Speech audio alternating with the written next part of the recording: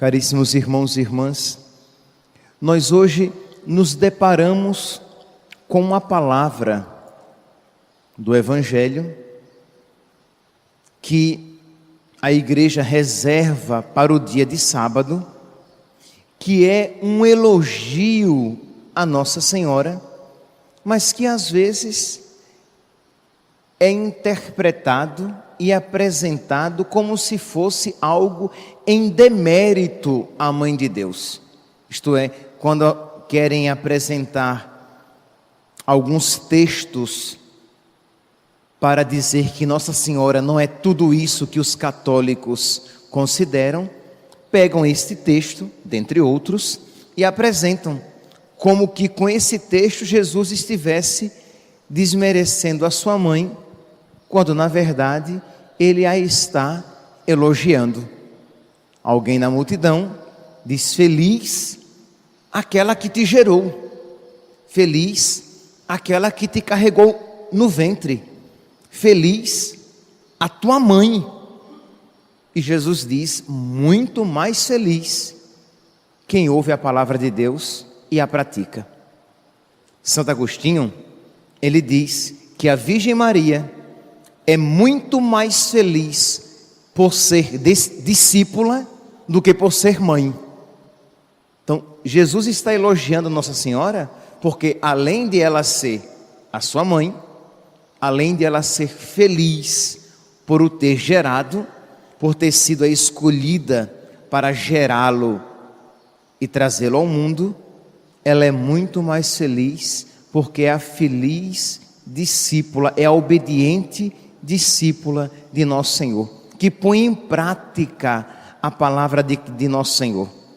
Jesus aqui, meus irmãos, ele mostra a primazia das realidades espirituais sobre as realidades materiais, a primazia das realidades sobrenaturais sobre as realidades meramente humanas.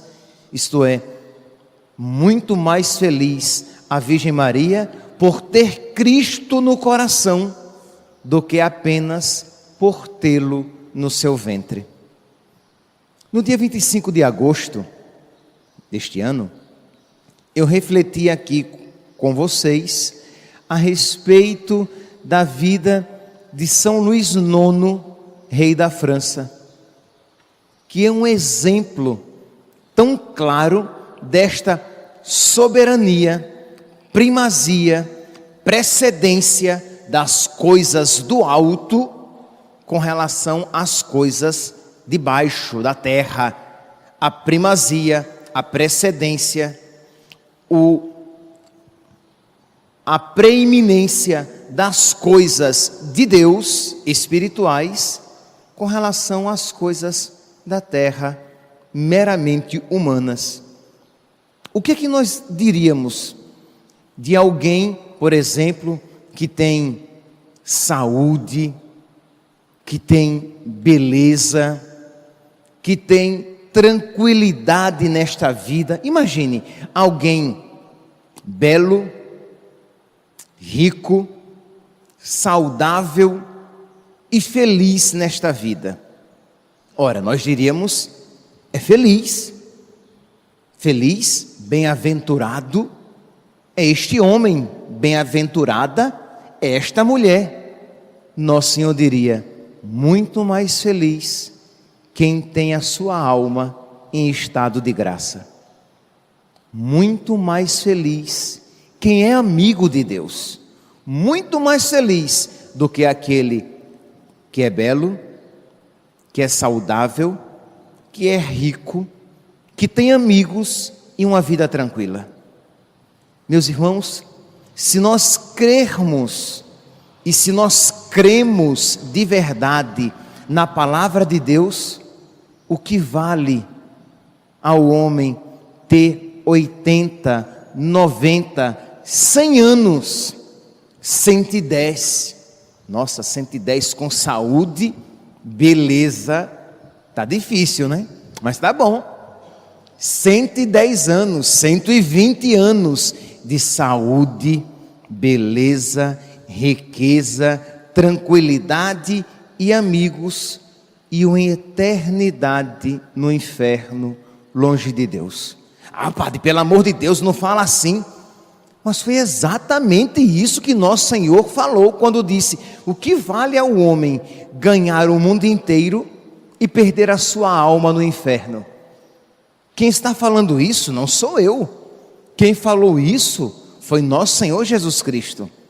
E quem falou isso também foi a Virgem Maria, cuja memória ontem recordávamos quando dizíamos a respeito de Nossa Senhora, que falava que muitas almas se perdem no inferno. O inferno, meus santos, é uma realidade, não é uma criação humana para amedrontar as pessoas e colocá-las nos trilhos. É uma realidade. Se a palavra de Deus não mente, se Jesus não é um mentiroso ou uma farsa, uma ilusão do homem, é verdade o que ele nos fala. Mais vale ao homem passar 100, 110, 120 anos na pobreza, na dificuldade, na tribulação, mas ter a eternidade feliz, do que o homem ter 120 anos de saúde, beleza, riqueza, amigos e conforto e tranquilidade, mas passar a eternidade longe de Deus, no fogo do inferno. Esta é a nossa fé. E de uma maneira indireta, é exatamente isso que Jesus está dizendo quando diz: bem-aventurada, é sim, mas muito mais bem-aventurada, muito mais feliz, porque ouviu a palavra de Deus e a colocou em prática. Eu dizia a vocês, comecei citando aqui São Luís, rei da França. Eu dizia no último 25 de agosto, aquela conversa que o santo teve com o seu amigo Joinville. Foi algo assim que eu achei tão interessante que vale a pena recordar aqui novamente. São Luís, rei da França, tinha um amigo Joinville que não era tão virtuoso assim. E ele então fez a seguinte pergunta ao seu amigo, e que eu gostaria que você se fizesse novamente, mas que você respondesse com toda sinceridade para você, ou melhor, para Deus, que você com toda sinceridade tivesse a coragem de reconhecer diante de Deus essa resposta, que você não queira ser bonitinho diante de Deus. Querer ser bonitinho diante de Deus é quando você está fazendo algo de errado, e aí o seu pai, o seu professor vê, e aí você vai e disfarça para sair bonitinho na foto. Não, reconheça como tem sido os seus desejos, como é o seu coração. Pois bem, São Luís perguntou: Joinville, o que preferes? Joinville era o amigo dele. Joinville, o que preferes? Contrair lepra ou cometer um pecado mortal? Lembremos-nos que lepra era a doença da época. Ser leproso era algo infinitamente pior do que contrair um câncer com metástase terminal. Por quê? Porque, graças a Deus, hoje nós já temos alguns medicamentos que aliviam as dores, pelo menos as aliviam. Você pode desfrutar do convívio da família naquele sofrimento, ter o consolo da família e o sustentáculo da fé.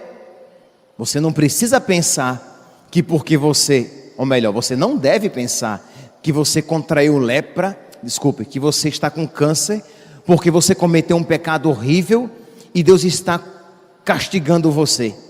Não, mas os leprosos da época se sentiam castigados, porque se Deus deu aquela doença era para castigá-los de algum pecado.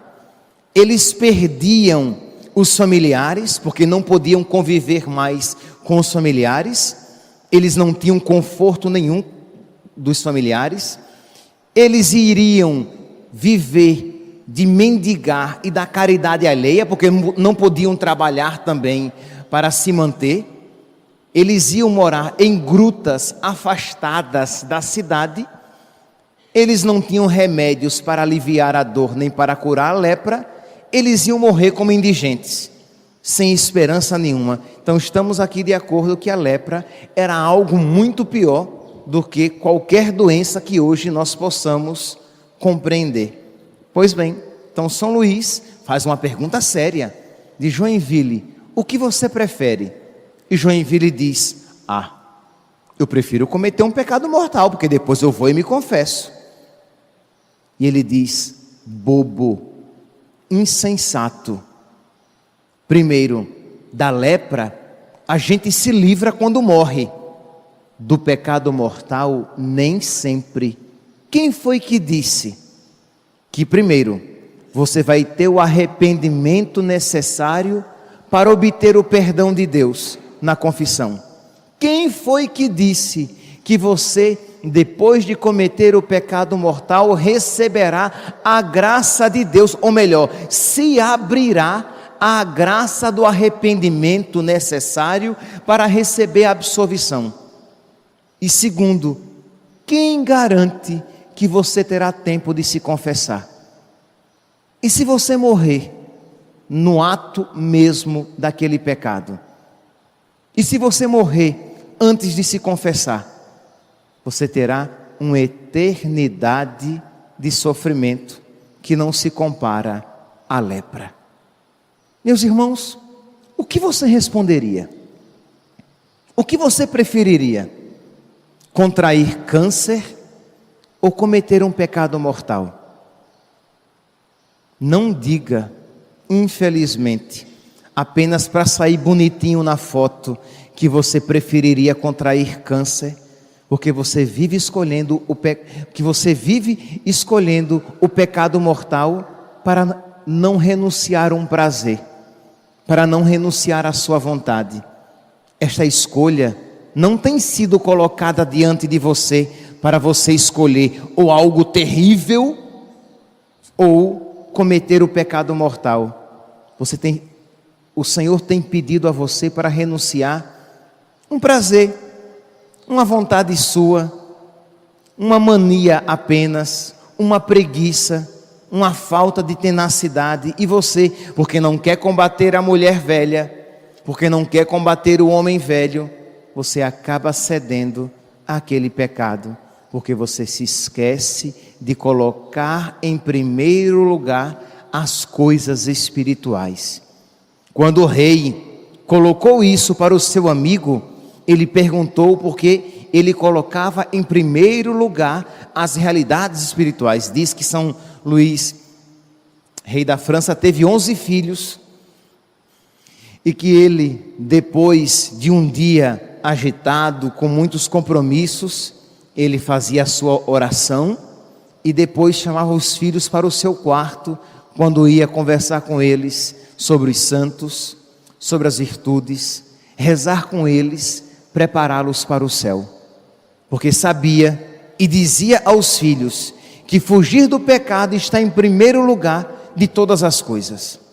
Os pais aqui presentes e os pais que vão escutar esta homilia, têm ensinado isso aos seus filhos? Têm rezado com seus filhos? Têm ensinado aos seus filhos que mais feliz é aquele que cresce na santidade do que se o filho vai ter um bom emprego, do que se o filho vai ter um bom casamento, do que se o filho é bonito, do que se o filho tem muitos amigos, do que se o filho tem uma vida tranquila neste mundo? Quantas vezes os pais preparam os filhos apenas para isso?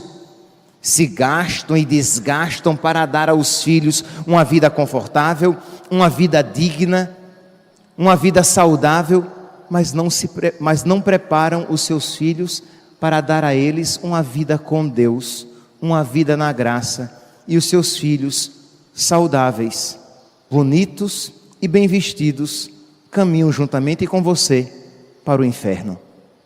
É isso que você quer para a sua vida, e é isso que você quer para a vida dos seus filhos. Meus irmãos, nós precisamos pedir a Deus que coloque profundamente no nosso coração esta realidade. Bem-aventurado quem ouve a palavra de Deus e a põe em prática. Feliz é quem ouve a palavra de Deus e põe em prática. Feliz é quem leva a sério a palavra de Deus. Feliz é quem busca viver o Evangelho. Feliz é quem busca a santidade, muito mais do que toda bondade que possa ser alcançada neste mundo. Feliz quem coloca as realidades espirituais em primeiro lugar.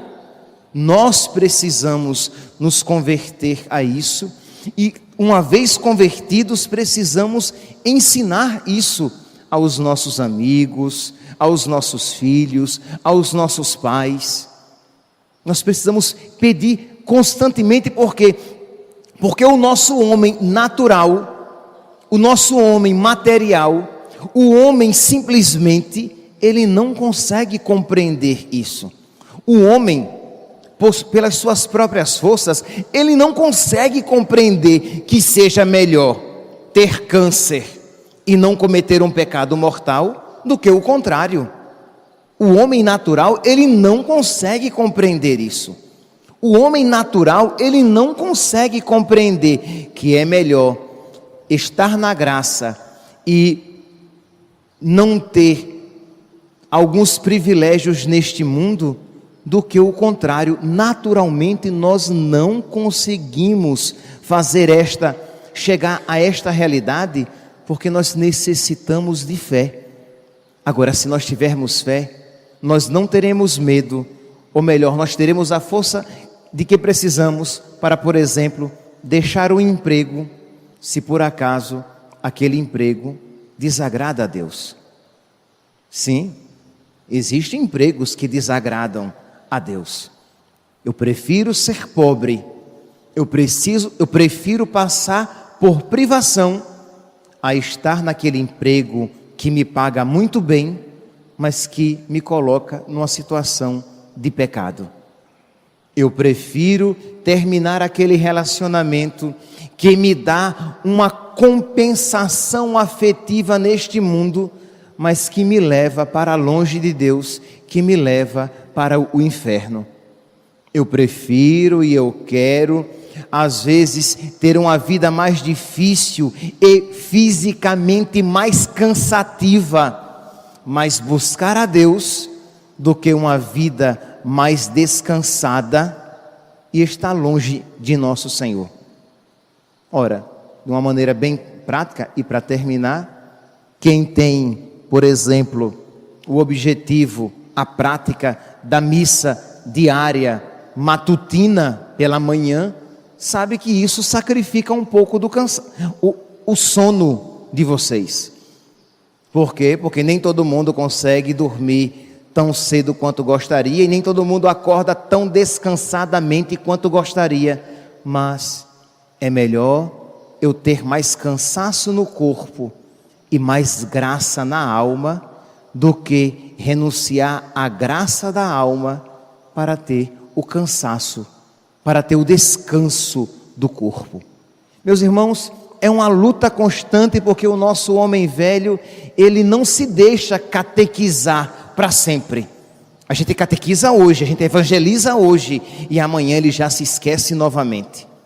É melhor um casamento difícil, que não me traz tantas compensações afetivas neste mundo, mas continuar fiel ao meu marido, fiel à minha esposa, fiel aos meus filhos, do que para buscar a felicidade neste mundo, separar-me do meu marido, separar-me da minha esposa, abandonar os meus filhos e ir para o inferno. Não é isso que muitos fazem quando, eu quero ser feliz, eu tenho direito à felicidade. Se esqueceu que você está renunciando à felicidade do céu, pela felicidade da terra. Se você cresce que a felicidade do céu vale muito mais, você iria suportar as dificuldades e cruzes naquele sacramento, naquele casamento.